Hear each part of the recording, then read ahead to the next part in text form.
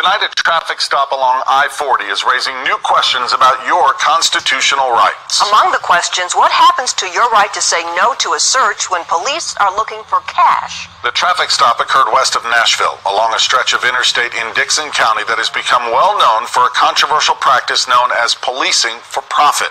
For 3 years, our investigation has documented how drug interdiction agencies in that area target out-of-state drivers. Those agencies fund their operations under a state law that lets them seize cash based on the suspicion that it's drug money.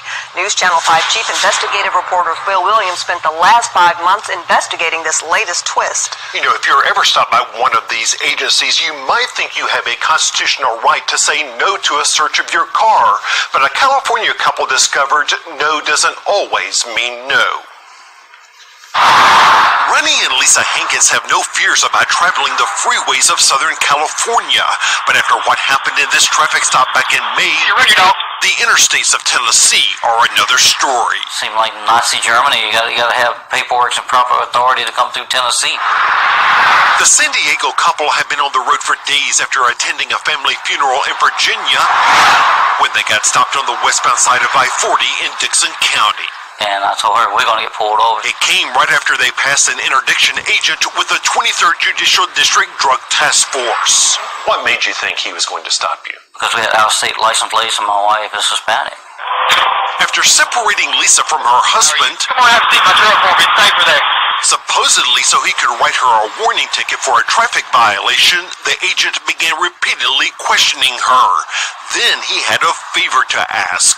If we say there's not anything illegal in it, do you mind if I search it today to make sure? I just feel like he was harassing me, wanted me to say yes, you can search my car. I'm asking you for permission to search your vehicle today.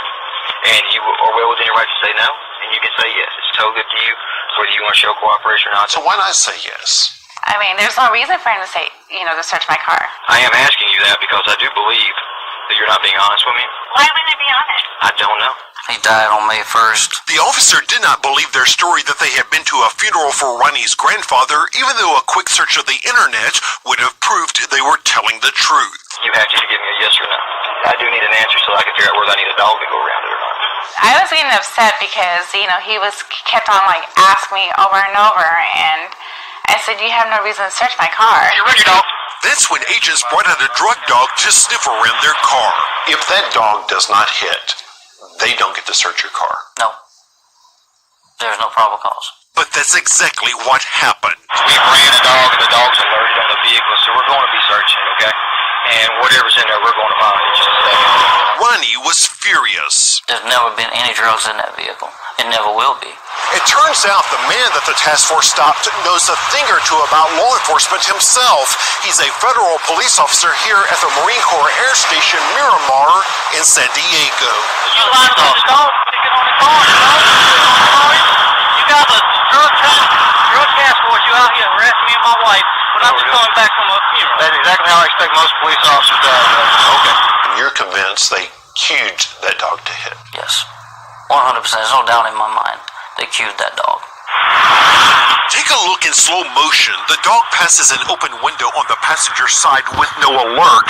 The handler then leads the dog around the front. Then on the driver's side, he turns his body around and gestures towards the window. Suddenly the dog sits. That's the alert.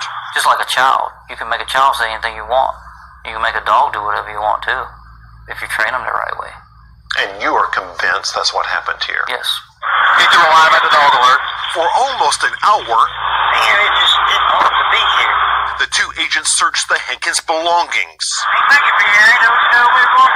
And even tearing apart part of the dash of Lisa's new car. That really pissed me off when he started, ripping everything out of my car. You felt violated? Yeah, I felt violated, and it just, he didn't want to hear it. And when Ronnie insisted there were no drugs, the agent confided he wasn't really expecting any. well, I'll be honest with you. When you go in this direction, I would think you'd have drugs in front. And I'm fortunate money. I knew right then they were looking for money to fund their operations. And what made you think that?